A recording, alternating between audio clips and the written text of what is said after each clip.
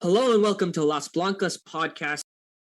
Welcome back to another episode of this mini series that we are doing to recap the Euros, where we talk about Madrid players who featured in the games and discuss their game, their performance, and just brief notes on the games that happened on the day. And today we had a couple of Madridistas in action. It was Sweden versus Denmark, the first game for the day, and then it was Germany versus Poland. Sweden won 1-0 against Denmark, and then Germany won 2-0 against Poland. So let's start by talking about the first game, which featured Madridistas, because the second game, Sara didn't end up playing, but we'll briefly talk about that as well towards the end. But let's talk about the one where we had a player and where our player won the player of the match as well. So with the winning goal, Filippa Angeldahl in midfield, absolute monster performance for Sweden, scored the winning goal, scored that almost scored, basically took that brilliant free kick that was saved by Denmark, which was really good. What did you make of her performance, Kanita, and what did you think of the whole game between Sweden and Denmark? It was quite annoying, and but also there were a lot of elements of our former players playing for Sweden. There was Aslani captaining the side. Sofia Jakobsen came on later on. So how did you feel about that? Yeah, so just so I don't forget, Aslani played her 200th cap for Sweden today, and yeah, she captained. So and she was involved in that goal with As well. Angela, which is great. What a great goal and what a great way, between the former Madrid play and the current one. So yeah, but like these two countries played together, played against each other like what 10 days ago, 2 weeks ago, like the friendly, and Sweden won 3-0. It was quite clear. But today it was, well, they did dominate today as well against Denmark, but that the goal was a problem. And since the beginning, I saw Angeldahl in the mood. Even before that free kick, she was. It wasn't on target. I think it ended being blocked. But yeah, she was getting inside and trying to take a shot, and then yeah, that amazing free kick. By the way, which was the first shot on target of the game, and that was like maybe in the last 5 minutes of the first half. And yeah, later she scored that one brilliant combination with Aslani. I mean, chef's kiss. And I was like, okay, she definitely deserved that. And aside from her attempts at the goal, she did have a great game on the pitch. She was doing a lot of things. And yeah, we had two Madridistas started that game aside from Angeldahl. We had Sara Holmgaard start for Denmark on the other side. So we so our new signing start in this game, and we actually got to see all four of our Madridistas, even though Hannah Benison played like in the added minutes and didn't really stand out. Like she didn't really do anything, but yeah, she did feature. And Bruno also came on, tried something, had a couple of actions, but oh no, yeah, annoying game. And compared to what they did like what 2 weeks ago, yeah, yeah, very annoying. Yeah, I mean, we do have that wish for Angeldal that I shared, and I think that really sort of encapsulates her performance in this game. I think you mentioned as well, apart from that shot she took from the free kick, which looked like it was a certain goal, it was saved.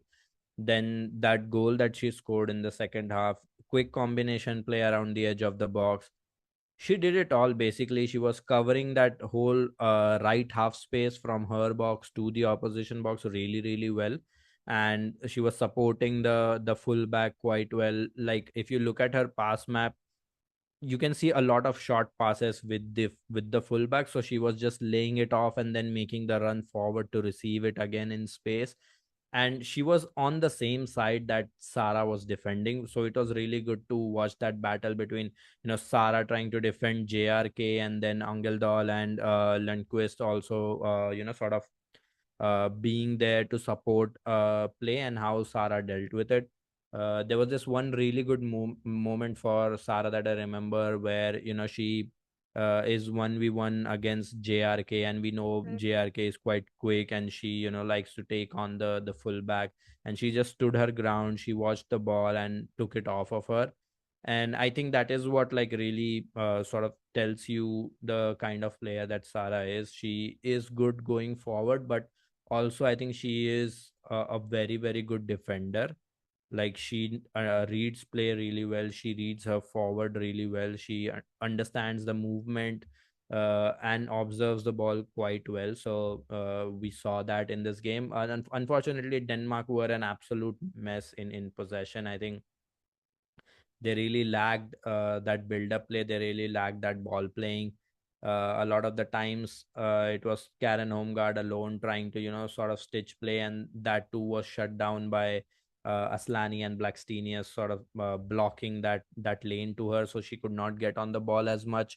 And I don't think Karen Holmgaard was fit either. So like it was a very, to me, Denmark have looked quite disappointing even in the lead up to the tournament, and today as well they did not impress me much.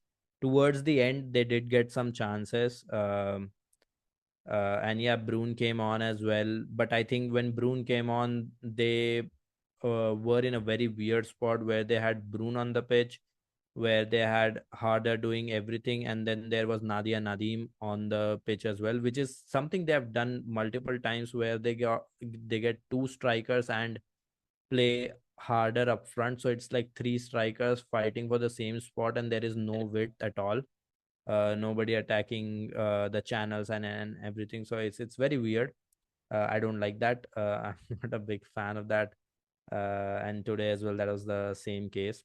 With Benison, I think her game sort of encapsulated one thing that I sort of have a little issue with. I mean, she's very young. She still has a couple of years to fully blossom and become the player that she is. Plus, like, this is something that hasn't been a part of her game big time, because she is a very offensive minded midfielder. She likes to get on the ball in the final third, and likes to break those lines with her visionary passes. But she's slightly weaker in those dueling situations. So when you put her in a double pivot and she is asked to engage in a lot of duels, while she can use her body to shield and get away with pressure, but sometimes those physical battles she loses out. There was one sequence where she lost out on the ball against Harder as well. So it's a little thing. I think it's about using her in a different way. I don't think she's meant to play that deep as Juventus were playing her. I think she is much more suited for that, for being a substitute for Weir in a lot of sense. I think like she can be that offensive creative player that plays in midfield and can distribute as well. So we'll see how Quesada tries to sort of set her up and use her. But yeah, overall I think this was Angeldahl's game. Absolute standout player in offense and defense and in distribution. She was everywhere, and rightly she was voted the player of the match. I think she's in a very good moment as well. Like, she is enjoying her football. She's scoring goals every now and then, and she's being the differential. So long way to continue. We are very happy with that.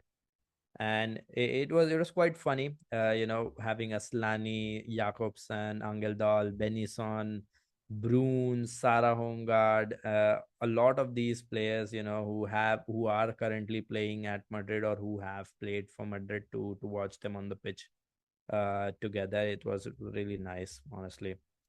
So yeah, overall, I wouldn't say it was the best game. It was quite physical. It was start and stop a lot of the times. But yeah, our players did well. I think especially Angeldahl, she has stood out. So I hope it continues and she can make a deep run in the tournament. So let's see. Let's talk about the second game briefly because the second game had a potential of a Madridista featuring with Sara Dabritz in the German squad, but she did not play a minute. She did not get on the field, and Germany won 2-0 against Poland.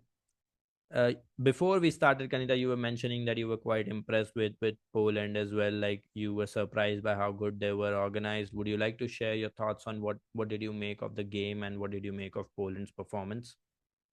Yeah, I mean, obviously, I expected a much higher scoreline from Germany there, but Poland did well in, well, parking their bus a lot of times, and but also it's not only due to them. In the first half, especially like Germany missed a lot of the headers, especially headers.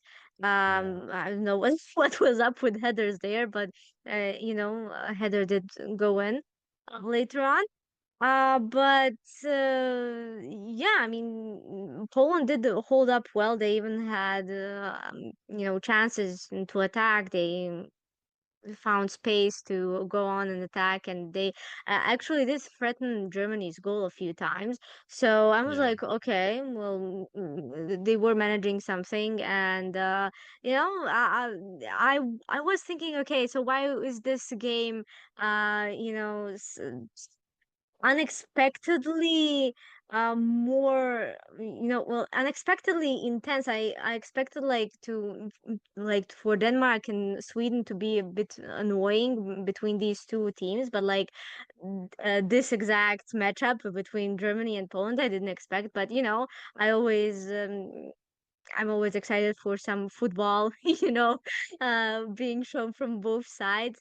Even though, definitely the injury that Gwyn suffered in the first half, definitely rumbled Germany there. And poor girl, I really hope it's not ACL again. She has suffered two so far since 2020, then 2022, I think, and it's both knees, one left knee, one right knee, and I think today was left knee. So yeah, I just hope it's not ACL, even though it looks very bad. But yeah, but that had to definitely be a factor as well in Germany's play today. Yeah, I mean, honestly, like really hope it's not the ACL again for her because she has been really unfortunate with these injuries. And yeah, I mean, she's a great player. She Mm-hmm. gave her all was captaining the side as well, mind you, leading her side out to a major tournament. It's a big deal. And she's obviously very very talented. In my opinion, one of the best right backs when fit. Like in possession, she's really good. And the action that led to her injury was also her making a very good block on Eva Payor's shot. So you know that she covers both fields. So hopefully we get news and it's not the cursed three-letter injury. Hopefully for her because she has suffered a lot, man. But yeah, I mean, overall, like you mentioned, Poland played quite deep, which they had to. They can't go toe to toe against Germany. That would really just play into Germany's hands. But they did quite well. Honestly, like they were defending very well, and then as soon as the opportunity came came to their hands, they really took it. They were playing direct. They had runners in behind as well, and they could have scored. Honestly, like I Mm-hmm. don't put it past them. Like they could have actually managed to score. Eva Payor a couple of times really missed, which is very uncharacteristic of her. We see her scoring a lot of bangers, and I think she would also feel that she could have done better in a couple of occasions, and who knows, maybe the score line could have looked a little different. But yeah, really enjoyed that. But I think the player that really stood out to me today for Poland was this FC Fury player. Kamshik, Evelina Kamshik, if I'm pronouncing her last name correctly. I don't know, the number 8 for Poland. She was quite good. She was running up and down the field. She was making those channel runs. She was picking the ball up, and she was defending, she was attacking, she was doing everything. She was very all action, which was really good to see, and that is what Poland needed as well. And she was very disciplined as well. She would get back into the defensive shape as soon as Poland lost the ball, and then she would spring into attack when they were looking to transition. So it was a very good performance. Unfortunately for, I think, for Poland, I think they are in a group that means that they might not get out of it, probably.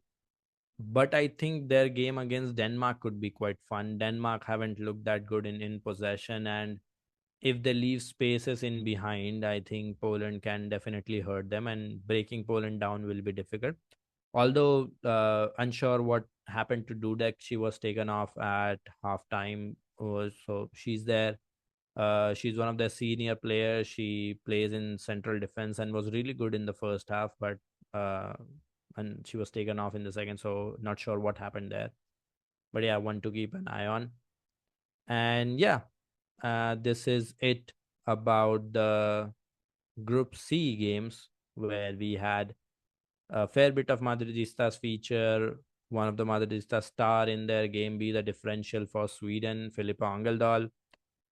And tomorrow we have the last games of the first round in Group D, where we have Wales, England, France, and Netherlands. Yeah, so it's gonna be fun. Again, I think it's Netherlands versus Wales, and then we have Yeah. England versus France. So let's see. In France, we do have Toletti. So Lacra. oh yeah, Lacrar as well. I keep forgetting Lacrar plays for our club. Like it's so, it's still so surreal to me that she's a Madrid player. She's finally got her breakthrough, and she has been solid for her all season. But yeah, so we will have a couple of French players to discuss tomorrow, and we'll be back with this short series once again. Until next time, a la Madrid. Ala Madrid.